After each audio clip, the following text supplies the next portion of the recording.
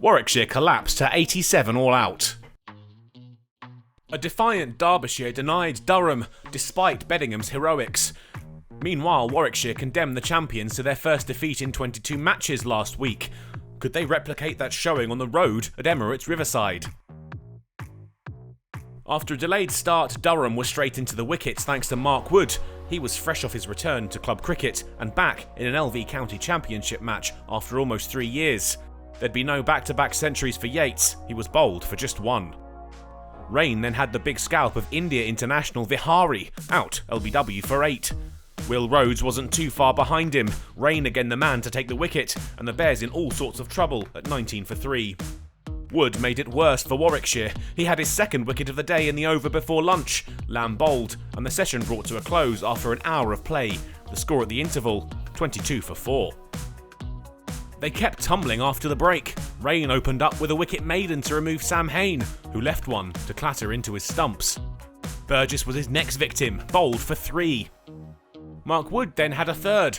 Danny Brings early on the shot, and Rushworth handed a simple catch at mid-on. But Raine stole the show. Bresnan's off stump went cartwheeling out of the ground, and the bowler had remarkable figures of 5 for 5. Norwell and Miles scraped their way through to 50. Surely they couldn't keep Durham out for much longer.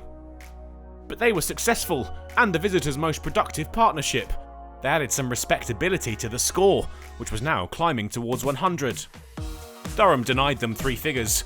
Miles out by way of an edge off Carse. He'd added 22 in a 50-run stand for the 9th wicket.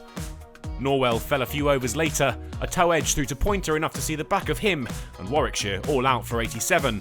The final wicket signalled tea. The Bears' poultry return was a far cry from what they'd managed last time out. The partnership for the penultimate wicket, a rare highlight in a difficult innings for Warwickshire. They'd been undone by Ben Raine, who finished with figures of 5 for 9. Durham didn't have the same troublesome start. Alex Lees and Will Young got the innings up and running. They'd soon added more to the total than their opponents had mustered for the loss of 8 wickets.